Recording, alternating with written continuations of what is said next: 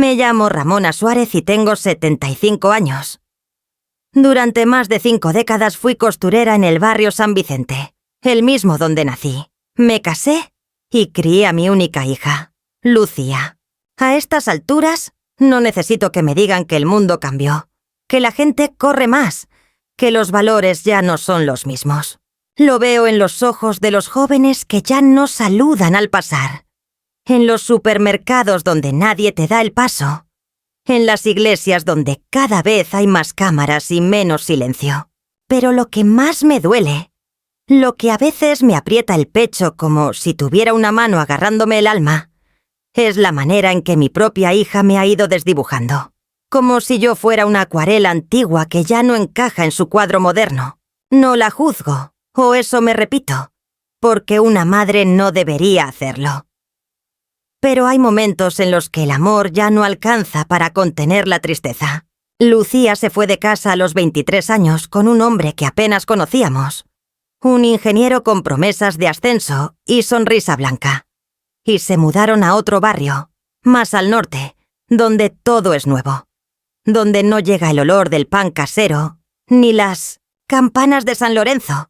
Yo me quedé en esta casa de paredes descascaradas y plantas que ya no florecen igual desde que murió mi esposo, Alfredo. La enfermedad se lo llevó como un viento helado, rápido y sin dar aviso. Era un hombre silencioso, pero firme. Un hombre de fe. Después de su muerte, empecé a asistir con más regularidad a la misa de las 8, la de los domingos, y encontré allí un poco de consuelo.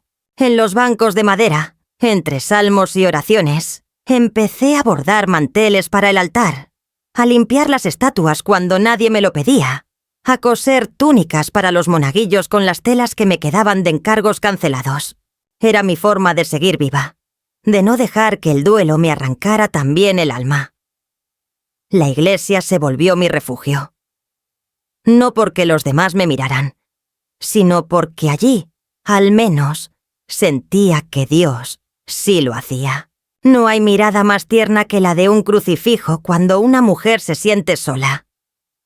El padre Lorenzo, que lleva ya muchos años en la parroquia, me saluda siempre con una sonrisa verdadera. Él conoce mi historia, aunque nunca hemos hablado de más. Sabe que siempre me siento en la 4ª fila, lado derecho, justo donde entra la luz del vitral cuando el sol está alto. No me gusta sentarme adelante, no por timidez, sino porque aprendí que el protagonismo no es para los que sostienen, sino para los que brillan. Yo siempre fui de las que sostienen. Hace unos años nació Clara, mi nieta. Fue una de las pocas veces en que vi llorar a Lucía. Me dejaron estar con ella durante el parto y sostuve a la niña en mis brazos apenas nació. Me acuerdo que la enfermera comentó que tenía manos largas, de pianista, y yo pensé que también podrían servir para bordar. Desde entonces, todo lo que hice fue para Clara. Tejí su primer suéter. Le canté las nanas que mi madre me cantaba a mí. Le compré la Biblia infantil ilustrada cuando cumplió 6. Cada vez que me pedían cuidar de ella porque tenían una cena o un viaje, yo decía que sí, aunque me dolieran las rodillas, aunque el cansancio me pesara en los párpados.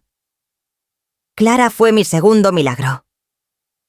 Pero como todo en esta vida, las cosas cambiaron. A medida que Clara crecía, el tiempo que pasábamos juntas se reducía.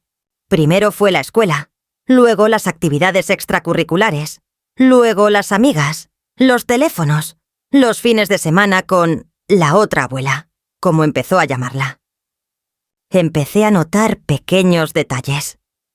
Llamadas que no se devolvían, fotos de cumpleaños donde no aparecía, comentarios sueltos que me excluían sin querer. A veces me decía a mí misma que eran tonterías, que estaba siendo sensible, que los tiempos eran otros. Pero en el fondo, había una vocecita que me avisaba que estaba desapareciendo del centro de su vida. Nunca dije nada. No me parecía correcto. Yo ya no tenía la fuerza para reclamos ni para confrontaciones. Me limité a seguir yendo a misa, a seguir encendiendo velas por la salud de los míos, a seguir dejando ofrendas en el altar con la esperanza de que ese amor invisible bastara para mantener los lazos vivos.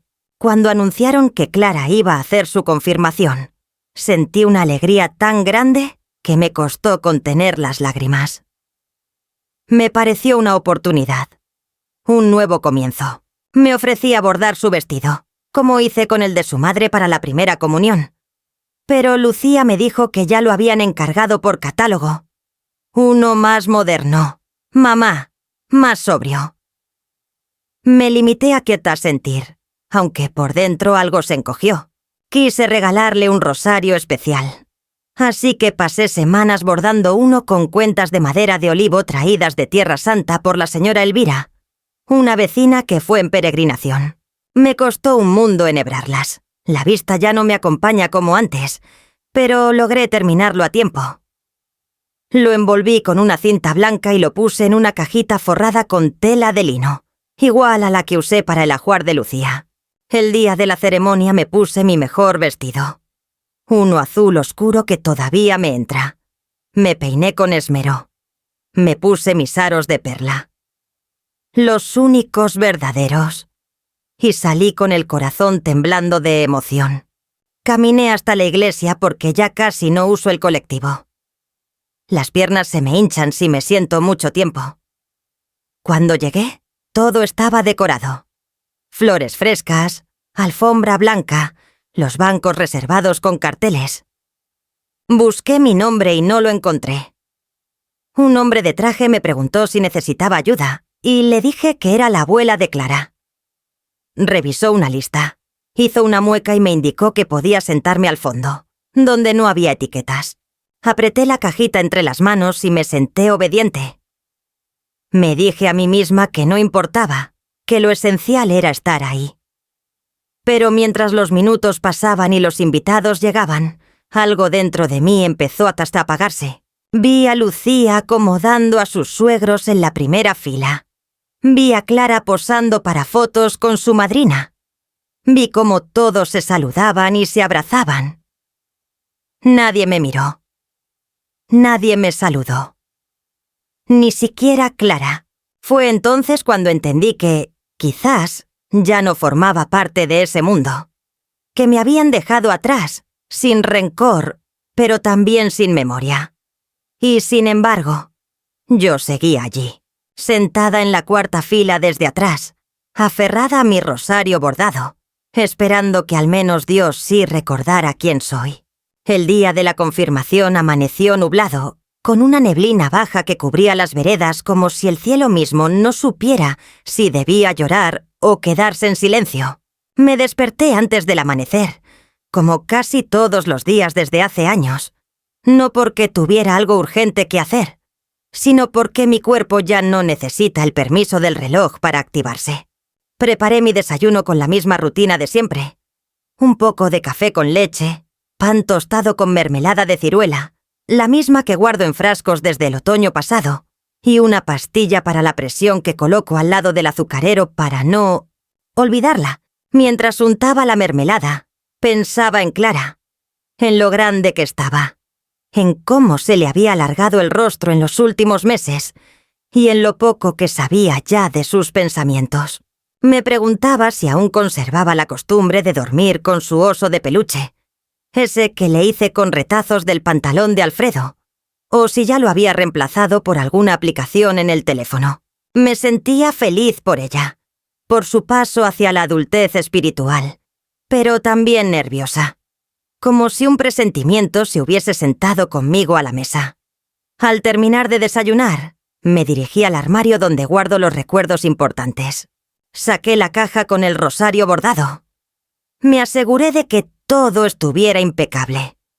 Las cuentas bien colocadas, la cruz de madera sin astillas, el lazo blanco sin arrugas. Revisé la tarjeta que había escrito a mano, con letras grandes por si acaso, donde decía: «Para Clara, con amor y fe, de tu abuela que siempre te acompaña». No era un gran regalo en términos de dinero, pero sí en intención, en tiempo, en memoria. En cada cuenta del rosario había una oración dicha en voz baja, una puntada hecha con dedos que tiemblan, un deseo de protección para alguien que ya casi no me llama. Me puse mi vestido azul, el mismo que usé en la boda de mi prima Laura hace años, y al mirarme al espejo, sentí que, aunque las arrugas me habían ganado la batalla, aún quedaba algo digno en mi reflejo. Salí de casa con el rosario en la cartera, caminando despacio por la vereda húmeda. El cielo se mantenía gris, pero no llovía. La parroquia San Lorenzo estaba adornada con guirnaldas blancas, cintas doradas y flores frescas que habían traído, según supe después, de un vivero caro del norte. Había autos estacionados por todos lados y personas bien vestidas entrando con paso apurado, saludándose con entusiasmo. Algunos tomándose fotos en la entrada, como si fuera una boda. Vi a Lucía a lo lejos, vestida de beige con un peinado elegante que le quitaba años. Estaba conversando con una señora de cabello lacio y gafas oscuras, probablemente la madrina de confirmación. Caminé hacia la entrada con la esperanza de que alguien me notara, de que Lucía me viera y me recibiera con un abrazo. Pero ni ella ni nadie giró la cabeza. El sacristán, un joven que apenas conocía, me detuvo con una sonrisa amable y un papel en la mano. ¿Su nombre?, me preguntó con tono de compromiso. Ramona Suárez, abuela de Clara, respondí. Él buscó en una lista larga, pasó varias hojas, frunció el ceño, murmuró algo y luego asintió. Sí, está usted, pero su asiento es en la sección general, al fondo, junto a las velas votivas. Las primeras filas están reservadas para la familia directa. Por un momento creí no haber entendido bien. Soy su abuela, repetí, como si eso debiera bastar para corregir el error. Él me miró, luego bajó los ojos y simplemente dijo: Lo lamento, señora. Las instrucciones son claras, pero desde ahí se ve bien. Asentí en silencio, sin discutir, porque discutir en la casa de Dios me parecía una ofensa mayor que la que acababa de recibir. Caminé hacia el fondo, buscando un lugar en uno de los bancos de madera que chirriaban al sentarse, y me acomodé junto a una pareja mayor que no conocía. Observé cómo llegaban los demás, los padres, los padrinos, los hermanos, los fotógrafos. Vi cómo Lucía reía con los suegros, cómo Clara se tomaba selfies con sus amigas, cómo todo ese círculo de afectos parecía haber girado hacia un nuevo centro, uno donde yo no tenía lugar. Me quedé con la cajita en la mano, insegura de cuándo entregarla, insegura incluso de si debía hacerlo. La ceremonia comenzó puntual. El sacerdote caminó hacia el altar, seguido de los monaguillos. Sonó el órgano con un himno que conocía desde niña, pero ese día no me sonó igual. Me pareció más frío, más mecánico, como si lo tocaran desde una grabación. El padre Lorenzo pronunció palabras hermosas sobre el crecimiento espiritual, sobre la fe como camino, sobre la familia como sostén del alma. Y sin embargo, a cada frase me parecía que una parte de mí se alejaba más de lo que se celebraba. No hubo ninguna mención a los abuelos, a los que rezan en silencio, a los que ofrecen su vejez como un altar de sacrificio diario. Solo se nombraron a los padrinos, a los padres, a los jóvenes. Nosotros, los mayores, éramos apenas un murmullo en el fondo de la iglesia. Durante la homilía, Clara leyó un texto que había preparado. Dijo que agradecía a sus padres por su guía, a sus catequistas por enseñarle la palabra de Dios y a sus compañeros por compartir el camino. No mencionó a su abuela. Ni una palabra, ni una mirada hacia atrás. Yo la observé, con los ojos nublados, pero sin llorar. Porque no se llora en misa. Porque el dolor, cuando es profundo, se mete en los huesos y se convierte en rigidez, no en llanto.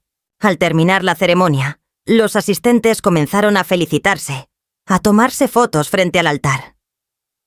Me levanté con cuidado, con la caja aún en la mano, y caminé hacia la nave central. Me acerqué a Lucía, quien en ese momento hablaba con la madrina de Clara. Me detuve cerca, esperando que me notara, que me dijera algo, aunque fuera un gracias por venir, mamá. Pero solo me miró de reojo y dijo: «Ah, estás acá. Qué bueno». «¿Te gustó la ceremonia?». Respondí que sí, aunque no era verdad. Quise entregarle la caja, pero ella ya se estaba girando hacia otra persona. Me vio con la caja en la mano y dijo, con rapidez: «¿Eso es el rosario que mencionaste? Clara ya tiene uno bendecido del Vaticano que le trajo su padrino.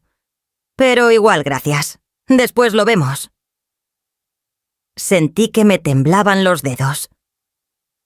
No por rabia, sino por esa mezcla venenosa de desilusión y vergüenza. Asentí, volví a mi banco, dejé la caja discretamente sobre el reclinatorio y salí de la iglesia sin despedirme de nadie. En la vereda, la brisa me golpeó con una ráfaga de otoño temprano. Me envolví en mi chal y caminé lentamente hasta la esquina. Nadie me llamó, nadie me siguió.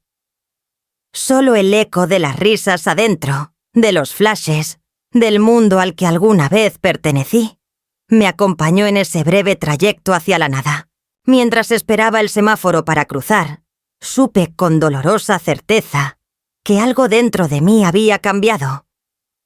Ya no era solo la tristeza de sentirse excluida. Era la certeza de que esa exclusión había sido deliberada, planificada, normalizada. No fue un olvido. No fue una confusión. Fue una decisión. Y eso lo cambia todo. El colectivo tardó más de lo habitual en llegar. Me senté en la parada con el chal sobre los hombros y las manos todavía frías. No por el viento, sino por ese tipo de frío que te nace desde dentro.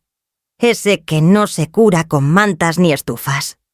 Los autos pasaban veloces, indiferentes. Las madres volvían del templo con sus hijos en brazos o tomados de la mano. Y yo pensaba en cómo había terminado sentada ahí, como una sombra al margen de una celebración que alguna vez soñé compartir desde el centro. En otro tiempo yo habría caminado de vuelta, aunque me dolieran las rodillas, aunque tardara el doble.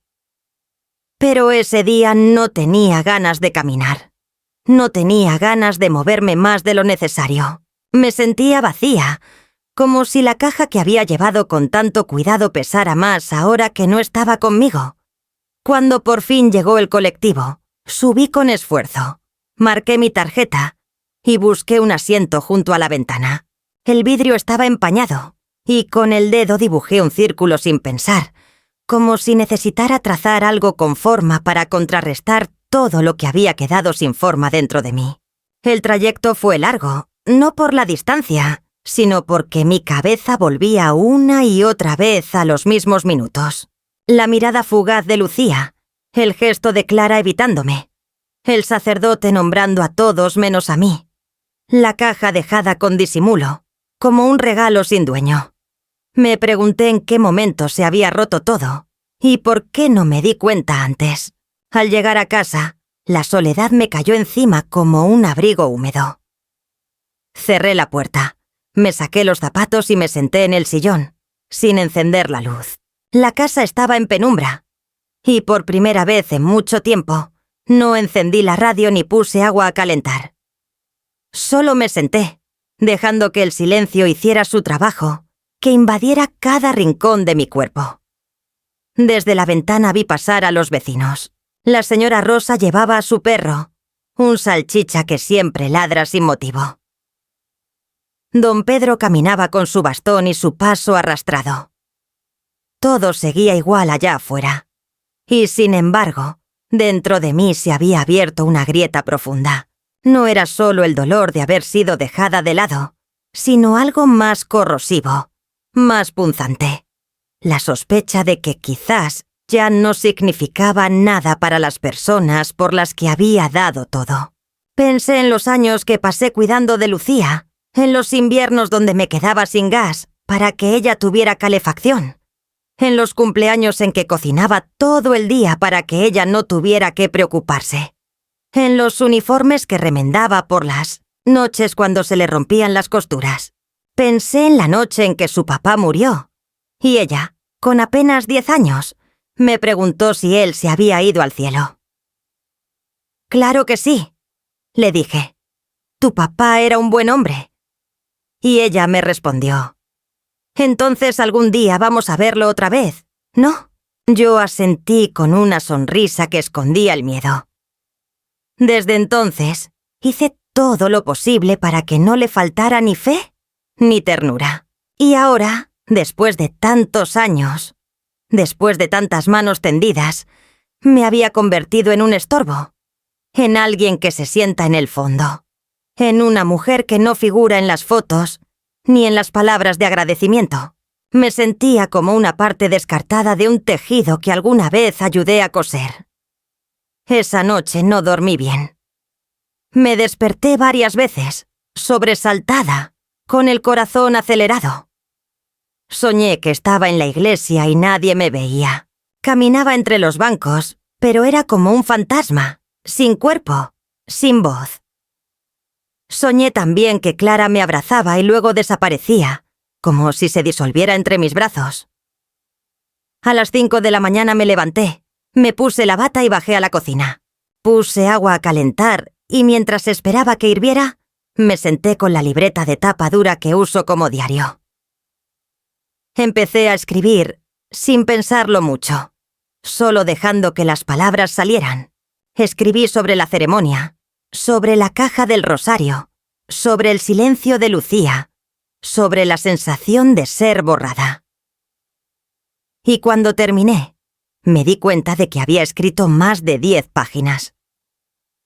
Cerré la libreta, pero no me sentí aliviada. Al contrario, me sentí más pesada. Como si cada palabra escrita confirmara que lo que había vivido no era un malentendido, sino la confirmación de una realidad que no quería aceptar. Pasaron 2 días sin noticias de nadie. Nadie llamó, nadie escribió, nadie pasó a preguntar cómo estaba. El miércoles por la tarde fui a la farmacia y la farmacéutica, que conoce a Clara de vista, me dijo: «Qué linda estuvo la ceremonia, ¿no? La vi en las fotos. Qué elegante estaba su nieta». Sonreí por compromiso y dije que sí, que fue muy emotiva. Pero al salir de la farmacia, sentí un nudo en la garganta.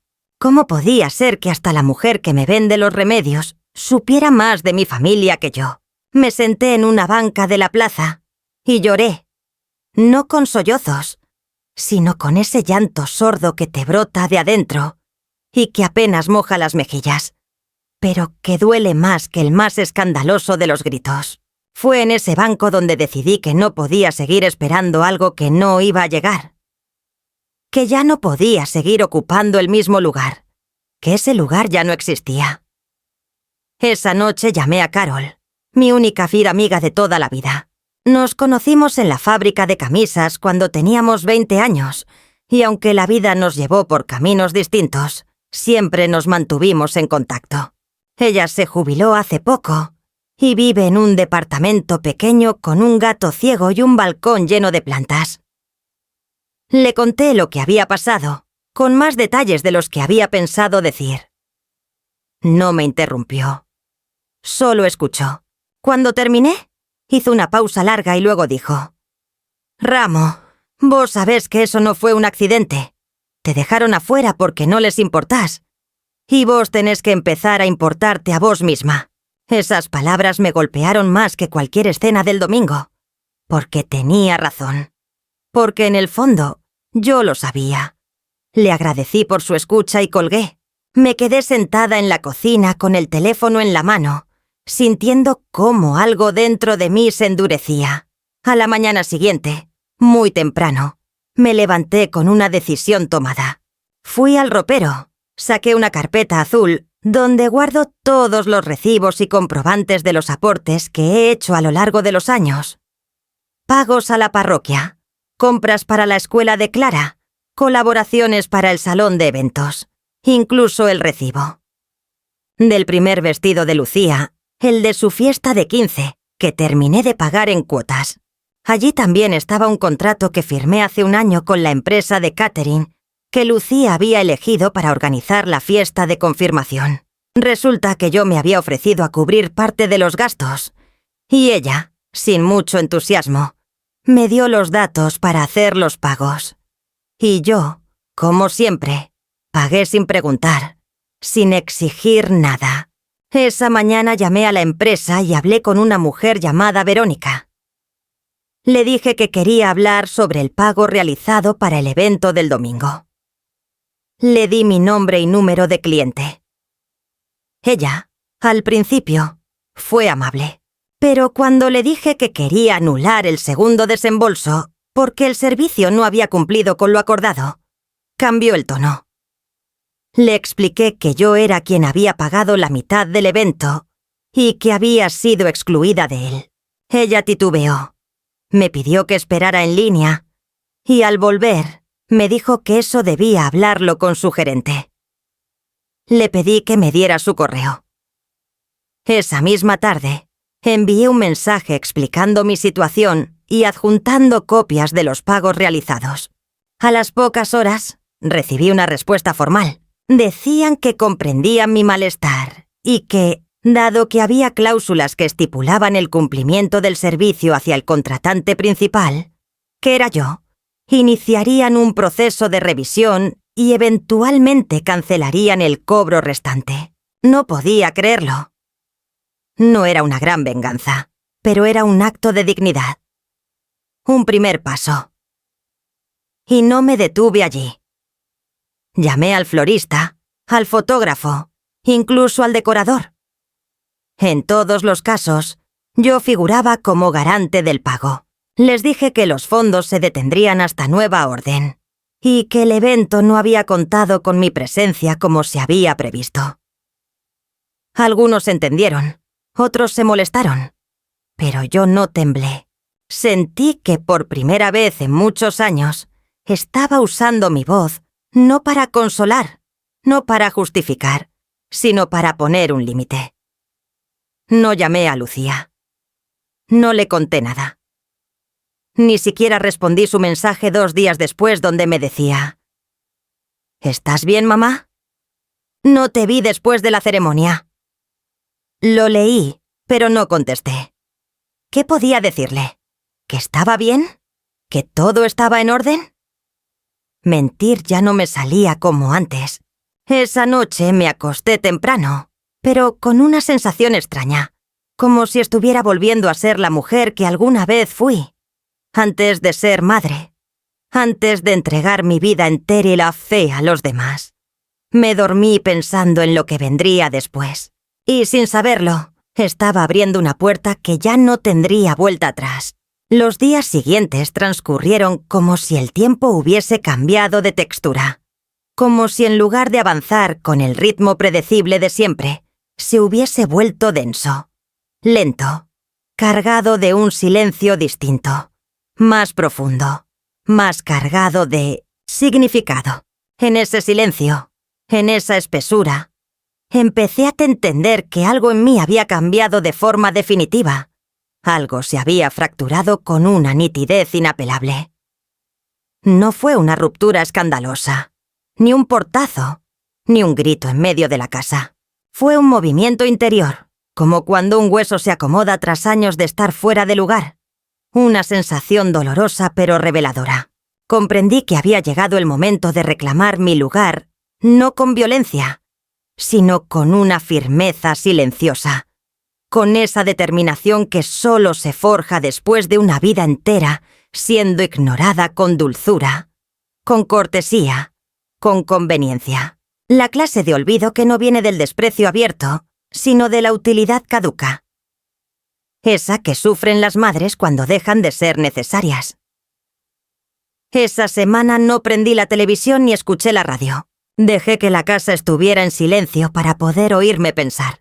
Caminaba por los pasillos tocando con los dedos las paredes desconchadas, las fotos antiguas, los bordes del espejo del pasillo que desde hacía años me devolvía una imagen cada vez más apagada. Vi una foto de Lucía en su comunión, con su vestido blanco que le cosí a mano en 3 noches sin dormir, y me pregunté cuándo fue la última vez que me miró con los ojos limpios, sin juicio, sin cálculo. Me senté frente a esa imagen durante casi 1 hora, sin moverme, sintiendo cómo el corazón se me llenaba de una tristeza que no era nueva, pero que esa tarde se presentó con rostro y nombre propios. Esa misma tarde recibí una visita inesperada, toques suaves en la puerta, una pausa y luego otro toque, esta vez un poco más firme. Me acerqué con cautela y, al abrir, me encontré con una figura que no esperaba. Era el padre Lorenzo. Su sotana negra y su abrigo gris estaban cubiertos de pequeñas gotas de lluvia. Me miró con una expresión que no supe descifrar del todo. Una mezcla de disculpa, ternura y algo parecido a vergüenza. «Ramona», dijo con una voz más baja de lo habitual. «¿Puedo pasar un momento?» Asentí sin decir palabra y lo invité a sentarse en la cocina. Le ofrecí té, pero solo aceptó agua. Se sentó en la silla frente a mí con las manos entrelazadas, mirando la mesa como si las palabras que traía no supieran dónde apoyarse. Finalmente habló. Me dijo que Clara había escrito una carta. Una carta dentro de su diario de catequesis, que era parte de una actividad privada, una reflexión sobre las personas que habían marcado su fe. Me dijo que no tenía autorización para mostrármela, pero que la había leído por accidente cuando revisaba los diarios con los catequistas, y que en esa carta Clara hablaba de mí. No de su madre, no de su padrino del Vaticano, no de sus catequistas. Hablaba de mí, de las noches en que rezábamos juntas, de cómo le enseñé el Padre Nuestro bordado en la parte de atrás de una almohada, de las estampitas que le guardaba debajo de la almohada cuando estaba enferma. Hablaba de mí como su ángel callado, su manito de fe. El padre Lorenzo hizo una pausa mientras yo intentaba procesar lo que estaba oyendo. Luego me miró con esos ojos que parecían ver más allá de lo evidente y dijo: «Ramona, su nieta no la ha olvidado. Quizás esté atrapada en silencios ajenos, en expectativas impuestas, pero en lo profundo, usted sigue siendo su raíz». No pude hablar. Me cubrí la boca con la mano y asentí, mientras las lágrimas me quemaban los ojos. Él dejó un sobre la mesa. «Esto es algo simbólico. No es habitual, pero quiero que lo lea». Me explicó que planeaba hacer una mención especial el domingo siguiente, durante la homilía, que quería hablar del papel silencioso de los pilares de la fe. Y que quería nombrarme. No con estridencia, no como desagravio, sino como reconocimiento. Me dijo que había visto la forma en que me habían ubicado el domingo anterior y que, aunque era tarde para cambiar la historia, aún se podía corregir el presente. «Lo que se honra, no se borra», dijo antes de levantarse. No me pidió permiso, no me pidió aprobación, solo me informó.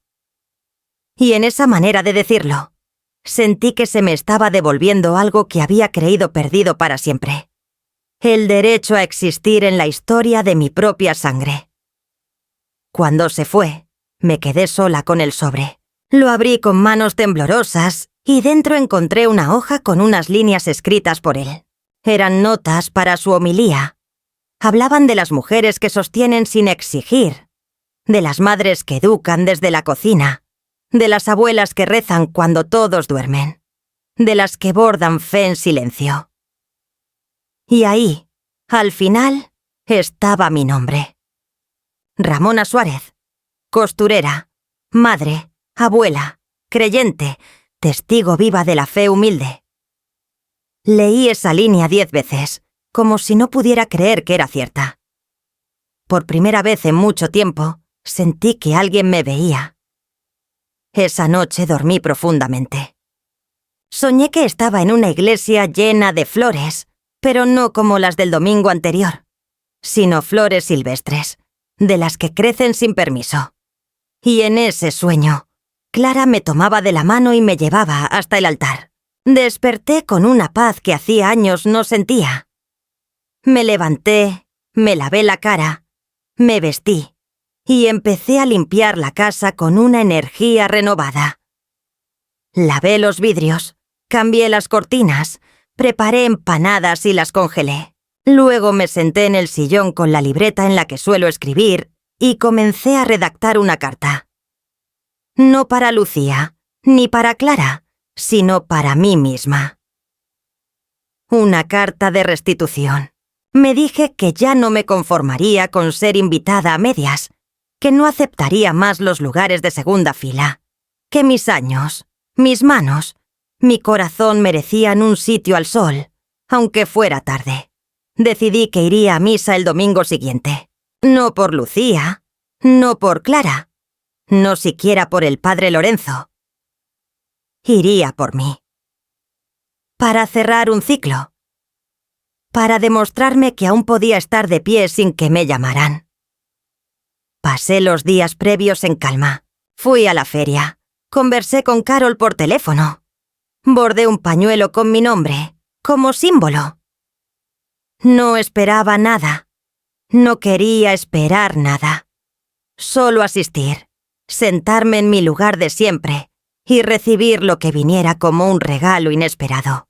Pero en el fondo, muy en el fondo, había una llama pequeña, una chispa que creía apagada, que comenzaba a arder de nuevo. El domingo llegó con un sol tímido, pero constante. Me vestí con el mismo vestido azul que había llevado a la confirmación, pero esta vez lo sentí diferente, como si en lugar de pesarme, me sostuviera. Me peiné con esmero. Me puse los aros de perlas y un perfume suave que guardo para ocasiones especiales. Caminé hasta la iglesia con paso lento, pero firme. Al llegar, no busqué a nadie. Entré directamente. Caminé hasta mi lugar de siempre. La cuarta fila, lado derecho. Me senté, crucé las manos sobre el regazo y esperé. No giré la cabeza para ver si alguien me miraba. No escudriñé entre los rostros. Esta vez, mi mirada estaba en el altar. Porque esa misa no era por nadie más. Era por mí. Cuando el padre Lorenzo subió al púlpito, noté que llevaba un papel doblado. Su voz comenzó serena, habitual. Pero a medida que avanzaba, tomó un tono distinto. Más íntimo. Más grave. Habló de las raíces. De los pilares invisibles, de los silencios que sostienen paredes enteras. Y entonces, en medio de ese discurso, dijo mi nombre. Lo dijo con claridad, con respeto, con una ternura que me atravesó como un rayo. Ramona Suárez, dijo, ha sido durante años una de las columnas invisibles de esta comunidad, costurera del altar, cuidadora de oraciones olvidadas, portadora de una fe humilde y fuerte. Hoy queremos agradecerle, no con flores, no con discursos, sino con reconocimiento.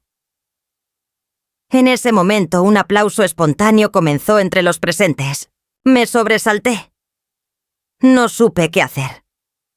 Me giré levemente y vi que algunas personas me miraban.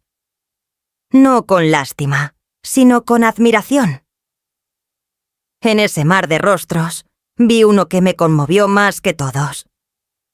Clara estaba en una de las filas centrales, al lado de una amiga. Me miraba con ojos brillantes, y cuando nuestras miradas se encontraron, asintió con un gesto pequeño, pero poderoso. No dijo nada. No necesitaba. En ese instante, todo se había dicho. El lunes posterior a la misa amaneció con ese tipo de claridad que parece burlarse del cansancio, porque aunque el cuerpo haya dormido, hay emociones que te despiertan más temprano que cualquier gallo. Me levanté con las piernas algo rígidas, como suele pasar después de un día cargado de tensión contenida. Mientras me preparaba el café con leche y calentaba un pedazo de pan viejo en la sartén, el eco del nombre dicho en voz alta en la misa me resonaba como si aún estuviera sentada en el banco, como si esa frase, Ramona Suárez, columna invisible de esta comunidad, se hubiese quedado flotando dentro de mi pecho, vibrando despacio, recordándome que ser nombrada es más que una cortesía. Es un acto de justicia. Desde que mi esposo murió, desde que Lucía se convirtió en adulta, desde que Clara dejó de mirarme como se mira a una estrella, nadie había dicho mi nombre con esa mezcla de verdad y ternura. Me senté en la mesa con el café humeante entre las manos y por un instante me permití algo que no hacía desde hace años. Sonreí sin motivo práctico. No era una sonrisa de cortesía, ni de compromiso, ni de contención. Era una sonrisa para mí, por mí, nacida de la certeza de que todavía existía algo en este mundo que podía reconocerme sin pedirme que me transforme para agradar. Pero ese momento de calma duró poco, porque apenas terminé el café, el teléfono fijo, ese que rara vez suena desde que todo el mundo se acostumbró al celular, empezó a sonar con una insistencia que no admitía duda. Lo tomé y respondí con un simple «¿Hola?» Y al otro lado, una voz aguda, con ese tono que Lucía adopta cuando está molesta pero aún quiere sonar educada, me saludó.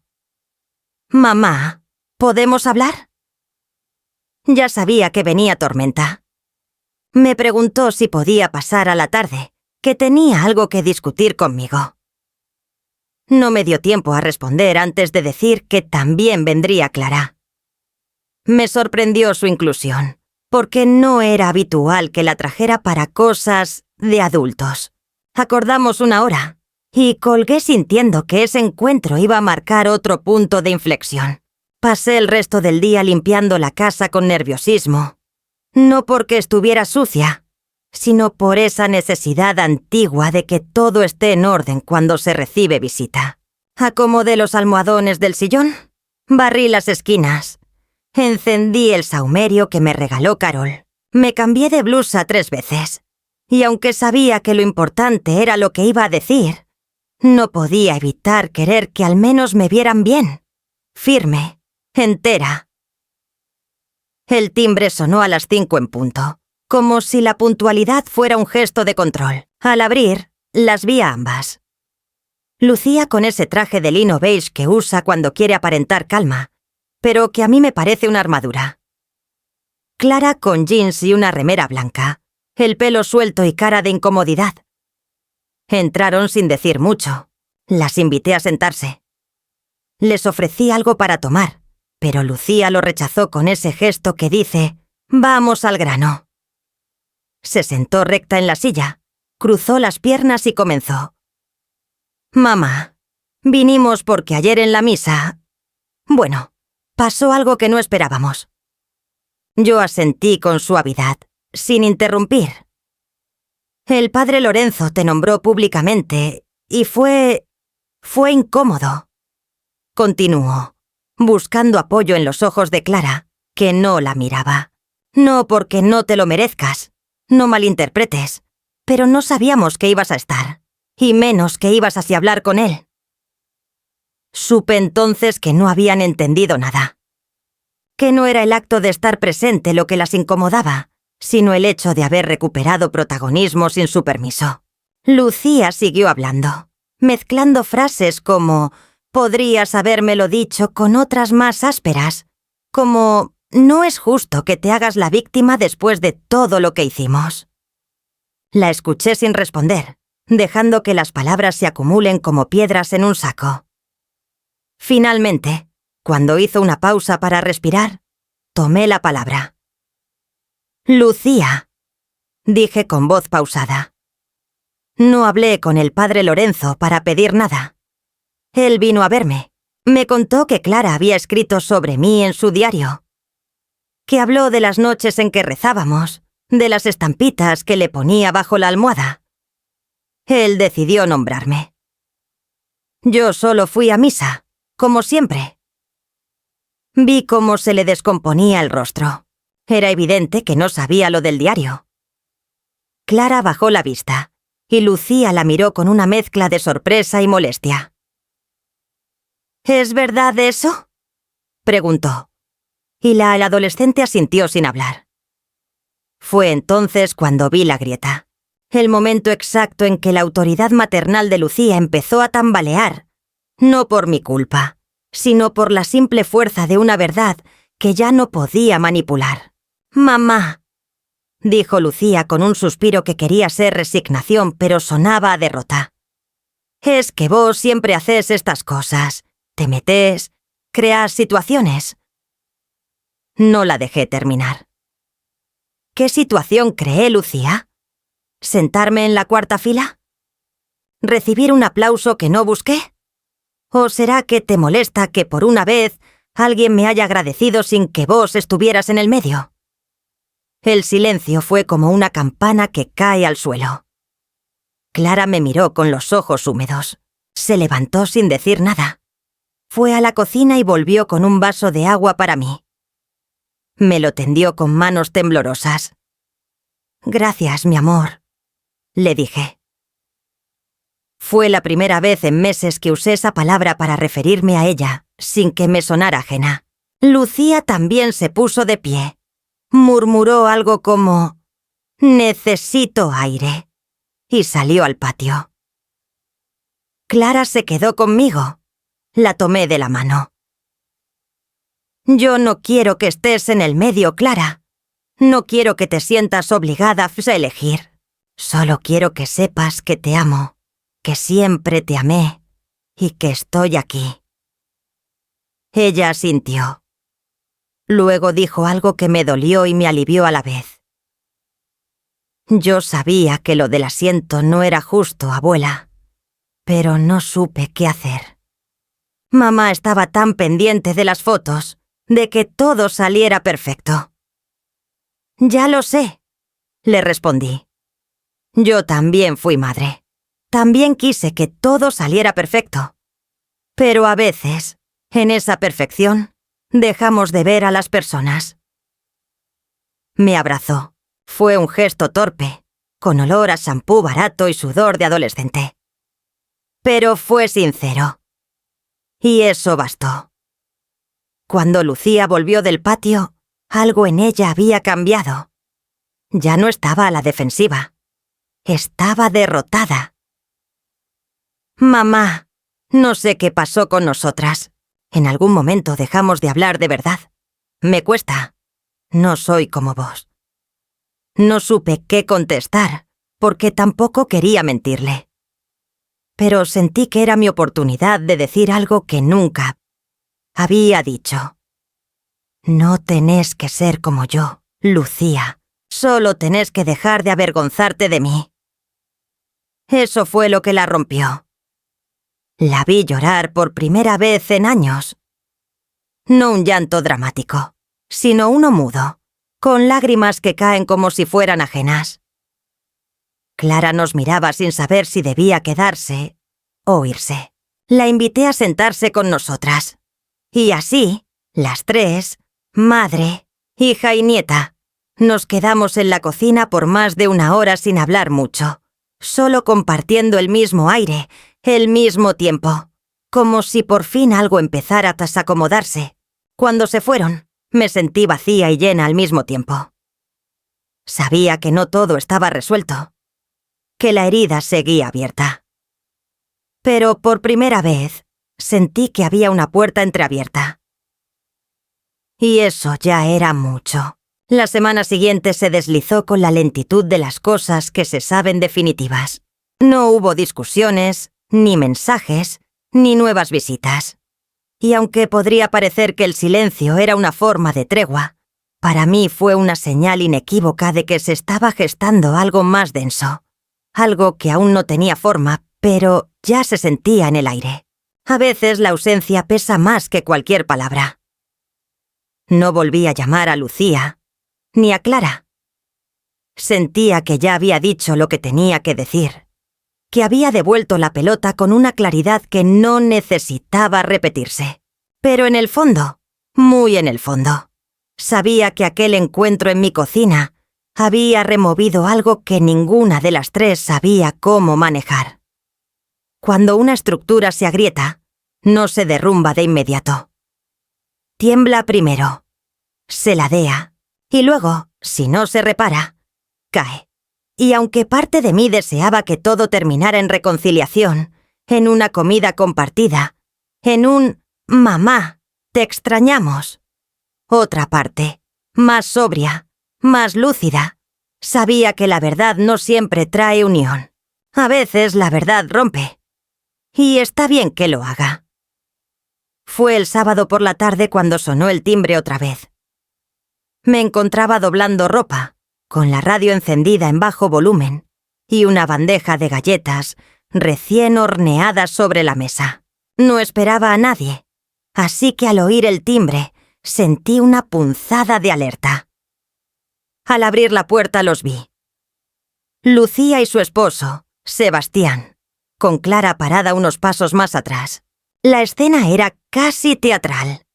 Lucía con una carpeta en la mano, Sebastián con los brazos cruzados y expresión tensa. Clara mirando al suelo como quien no quiere estar donde está. No los invité a pasar.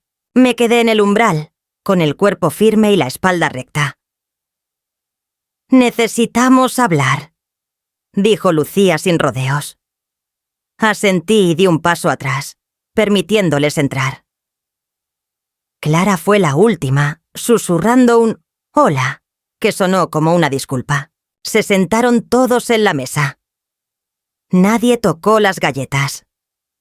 La tensión podía cortarse con un cuchillo sin filo. Lucía abrió la carpeta. Dentro, reconocí copias de documentos. Recibos, comprobantes bancarios, facturas. Sebastián tomó la palabra. «Queremos que sepas que nos enteramos de que cancelaste los pagos del evento, y eso generó varios inconvenientes. El florista nos ha amenazado con demandas, y el fotógrafo retuvo todas las imágenes. Esto nos está perjudicando, mamá». Me sorprendió el tono. Ese «mamá» dicho con cálculo, como si esperaran que la palabra bastara para suavizar la acusación. «Pagamos de nuestro bolsillo muchas cosas esperando tu apoyo. No podemos cubrirlo todo», agregó Lucía, como si la culpa fuera compartida. Guardé silencio unos segundos. Respiré hondo y respondí. «Yo no cancelé nada.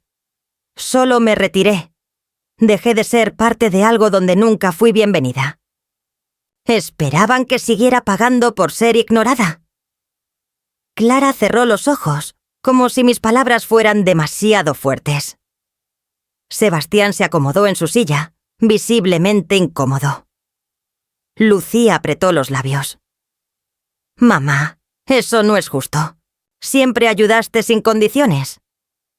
No entiendo por qué ahora todo tiene que ser una especie de ajuste de cuentas. Lo hiciste por años sin pedir nada a cambio. ¿Por qué ahora sí?» «Porque ahora entendí», le respondí. Entendí que no era ayuda, era dependencia, que yo estaba siendo usada, y cuando uno se da cuenta, ya no puede desverlo.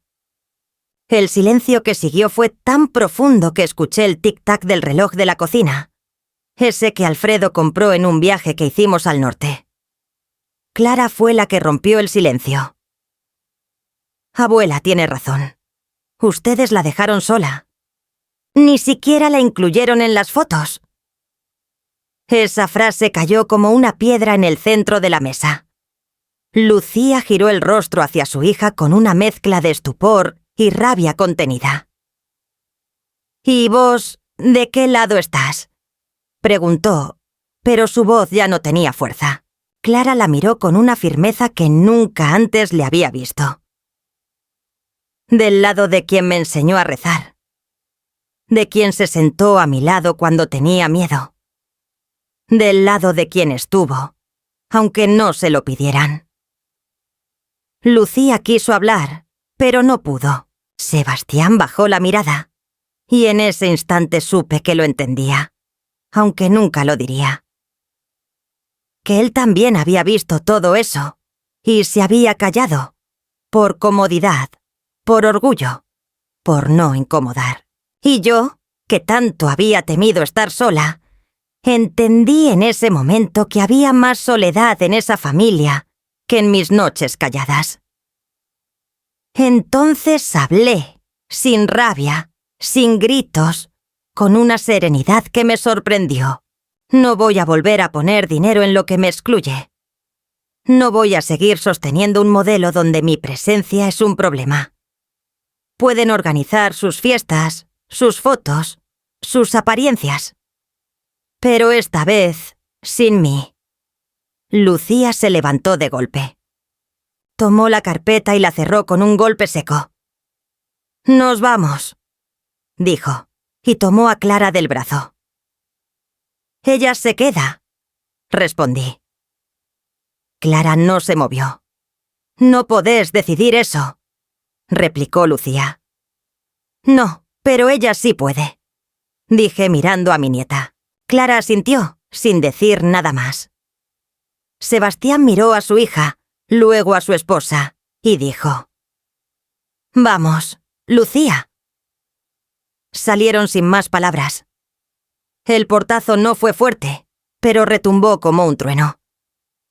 Clara se acercó y me abrazó, y sentí su cuerpo temblar. No supe si era tristeza, alivio o miedo. «¿Estás segura?», le pregunté. «Más que nunca», dijo, y supe que era cierto. Esa noche, mientras cenábamos sopa con pan del día anterior, Clara me contó cosas que no esperaba, que en su casa no podía hablar de religión sin que se burlaran, que la habían obligado a usar el rosario del Vaticano, aunque quería llevar el mío, que la retaban por buscarme, y que durante la misa, cuando me aplaudieron, había sentido que por fin alguien decía en voz alta lo que ella llevaba años queriendo decir. Me contó que había empezado a escribir también, como yo, que tenía un cuaderno donde hablaba de cómo se sentía. Le pedí que me lo mostrara, pero dijo que aún no, que necesitaba tiempo. La respeté. Dormimos juntas esa noche.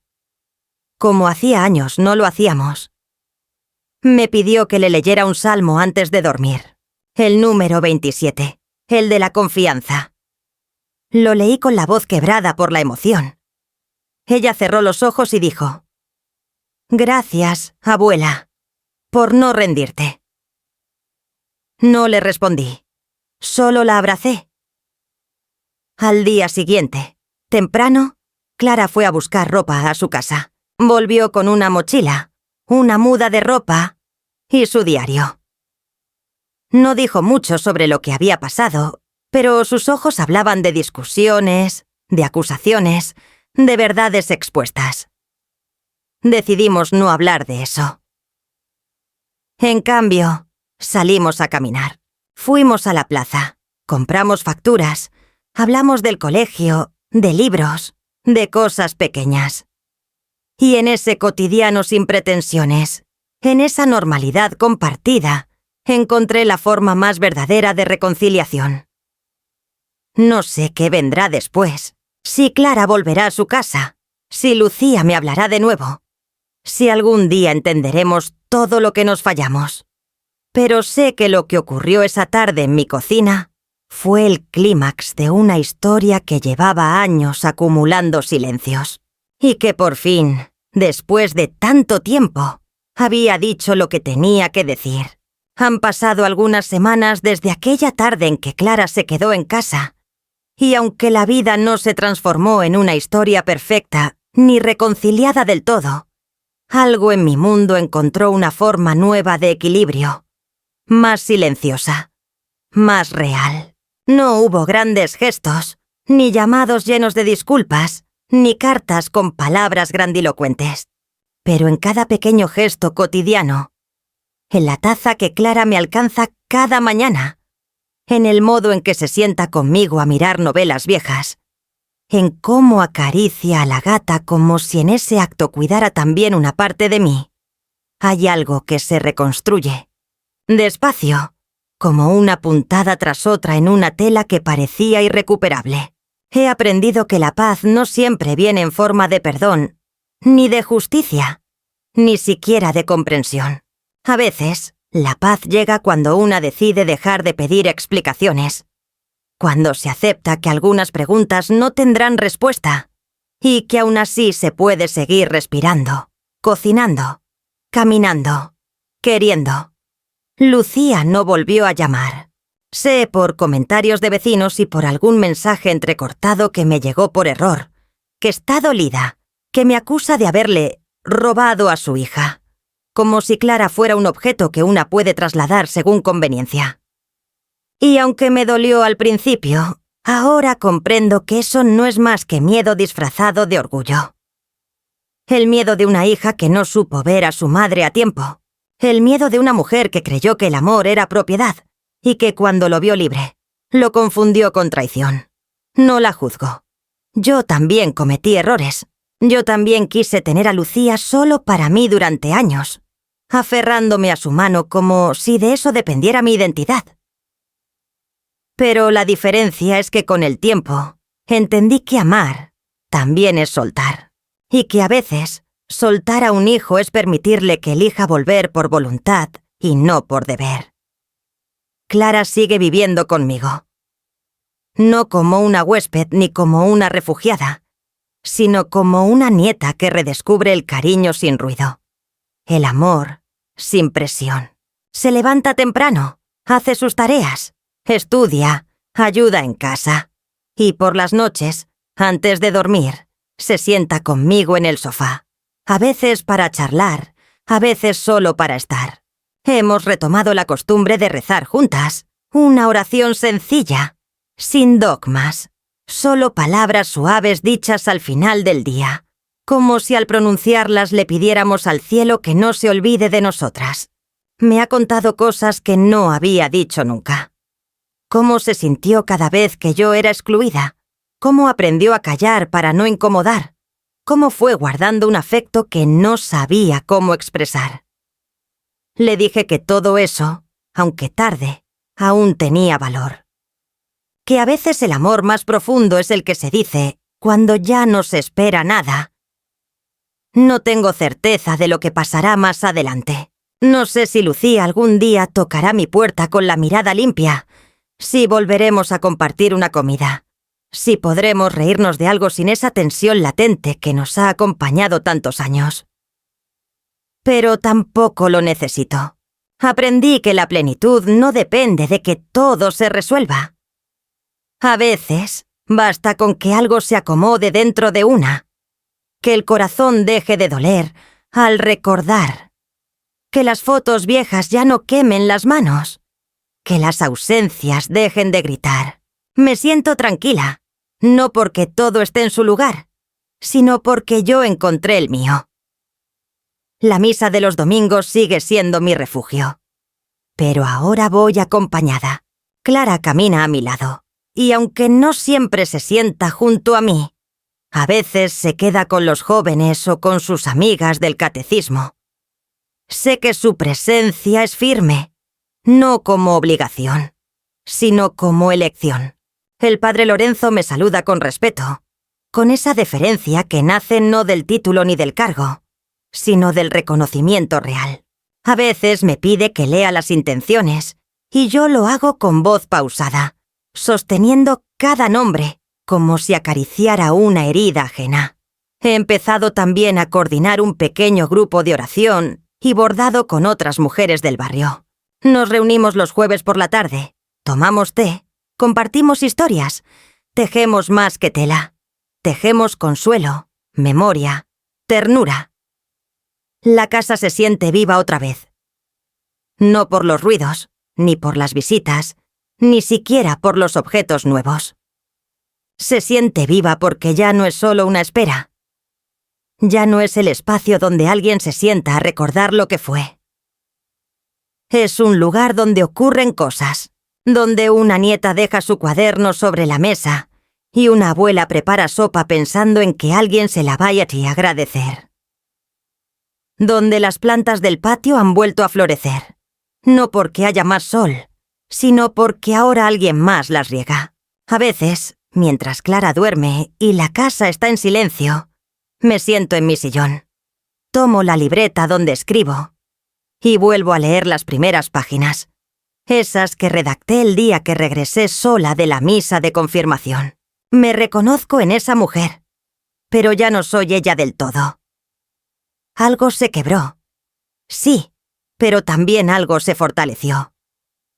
Como esos jarrones rotos que se reparan con oro, no para ocultar la fisura, sino para honrarla. Mi vida tiene cicatrices, tiene huecos, tiene ausencias. Pero también tiene una voz que volvió a hablar, unas manos que volvieron a bordar, un nombre que por fin fue dicho en voz alta. Y a veces, solo a veces, eso es más que suficiente.